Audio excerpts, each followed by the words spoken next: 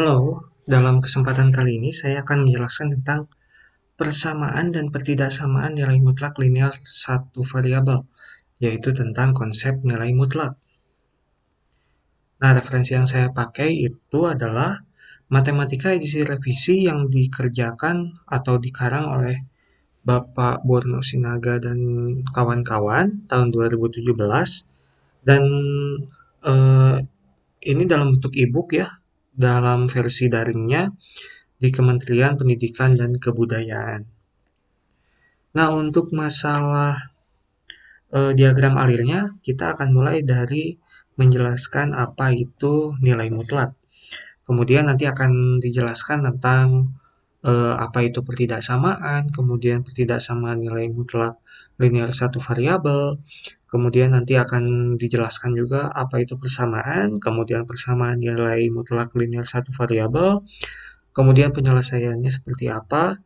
Penyelesaian ini terdapat 3 buah, yaitu apakah dia akan berbentuk banyak penyelesaian, kemudian apakah dia akan berbentuk tepat satu penyelesaian, atau tidak ada penyelesaian. Seperti itu. Yang pertama yang akan saya jelaskan adalah untuk video ini ya, adalah nilai mutlak. Itu seperti apa? Yang pertama yang akan saya jelaskan adalah konsep dasar dari nilai mutlak yang terdapat dalam baris berbaris pramuka. Ketika suatu kepala regu memerintahkan untuk berjalan 10 langkah ke depan, maka regu tersebut dia akan bergerak sebanyak 10 langkah dari titik diamnya, seperti itu. Ketika kepala regu dia menyuruh untuk bergerak mundur 5 langkah ke belakang, maka regu akan bergerak sebanyak 5 langkah ke belakang, seperti itu. Besar pergerakan atau biasa kita sebut dengan perpindahan inilah yang disebut dengan nilai mutlak. Nilai mutlak memperlihatkan besar dari nilai langkah tersebut ya, nilai langkahnya bukan tentang arah dia maju atau mundurnya, tetapi lebih ke berapa banyak sih langkah yang disuruh oleh si kepala regu itu sendiri, seperti itu. Nah, untuk lebih jelasnya saya akan jelaskan di konsep dasar yang kedua, yaitu tentang lompat-lompatan. Jadi anak ini dia seneng nih main lompat-lompatan. Dia bergerak atau melompat sebanyak 3 langkah dari titik diamnya di sini. Nah, dalam konsep mutlak, dia bukan eh, dalam konsep mutlak dia tidak menjelaskan tentang bergerak ke kanan atau ke kiri, tetapi besar dari langkah atau lompatan yang dilakukan oleh anak ini, seperti itu. Nah, sehingga kalau misalkan tadi titik diamnya di 0, dia pindah ke 3, maka yang dihitung adalah 1, 2, 3 lompatan yang dia lakukan, seperti itu. Nah, kalau misalkan dia ke arah negatif seperti apa? Nah, sama seperti tadi yang dijelaskan adalah dalam konsep mutlak ya, yang dijelaskan adalah bukan tentang dia positif atau negatifnya, tetapi besar lompatan yang dilakukan dari titik diamnya.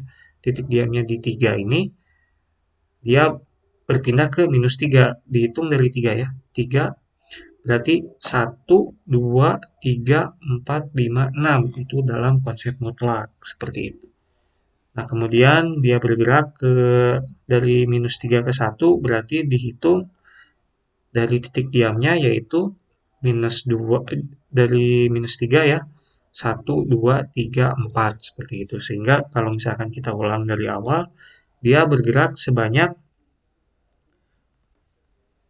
3, kemudian ke sini yaitu 6, kemudian ke sini 4. Sehingga bila kita hitung adalah bukan dari 0 ke 1 ya, tetapi dari 0 ke 3, kemudian 3 ke -3, dari -3 ke 1, yaitu 3 ditambah 6 tambah 4, seperti itu.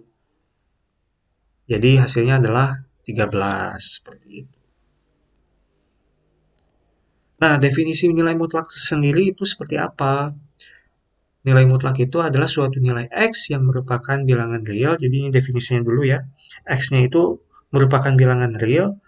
Nah, notasi ini dibaca sebagai nilai mutlak dari X. Definisi nilai mutlak adalah nilai mutlak dari X, yaitu jika X kurang dari 0, maka nilai mutlaknya adalah minus X. Seperti itu. Jika X lebih besar atau sama dengan 0, maka nilai mutlak dari X itu adalah X. Seperti itu. Dalam kata lain, nilai mutlak dari bilangan yang positif atau 0 adalah bilangan itu sendiri. Misalkan saya punya nilai mutlak 7 nih. Nilai mutlak 7 adalah, kita lihat nih ya, definisi yang ini. Nilai mutlak dari bilangan yang positif atau 0 adalah bilangan itu sendiri. Berarti nilai mutlak dari 7 adalah 7. Sedangkan nilai mutlak dari bilangan negatif merupakan lawan dari bilangan tersebut. Misalkan saya punya nilai mutlak atau nilai X-nya itu minus 7. Atau jangan minus 7 deh, minus 10 misalkan. Nilai mutlak dari minus 10, kita lihat nih. Nilai minus 10-nya itu adalah X ya. Jika X-nya itu kurang dari 0, minus 10 kurang dari 0, berarti yang ini ya. Kemudian yang akan kita gunakan adalah kondisi yang ini, seperti itu. Jika nilai mutlaknya minus 10, kita ingin cari nilai mutlaknya, maka hasilnya adalah minus dikalikan dengan minus 10. Sehingga hasilnya 10. Sehingga nilai mutlak itu dia hasilnya akan selalu positif. Seperti itu. Nah ini contoh-contohnya ya. Misalkan saya punya nilai mutlak 1/3 nih. 1/3 itu adalah X ya. Dia nilainya positif, maka yang kita gunakan adalah definisi nilai mutlak yang kedua ini. Jika X lebih besar dari atau sama dengan 0, maka nilai harga mutlak dari X-nya itu adalah X. Sehingga nilai mutlak dari 1/3 adalah 1/3. Seperti itu alasannya adalah seperti ini. Karena X sama dengan 1/3, maka X kurang dari 0 atau X bilangan positif. Seperti itu. Kemudian bila kita punya nilai mutlak, ingin tahu nilai mutlak dari 5, yaitu lihat lagi nih definisi nilai mutlaknya. Nilai mutlak dari 5 adalah 5, karena X sama dengan 5, X lebih besar dari 0 atau X bilangan positif. Nah kalau misalkan kita punya nilai X-nya itu minus, seperti apa? Misalkan ini nilai X-nya adalah minus kan? Kita gunakan nih definisi nilai mutlak yang ini yang pertama. Ya. Jadi kita kalikan dengan minus.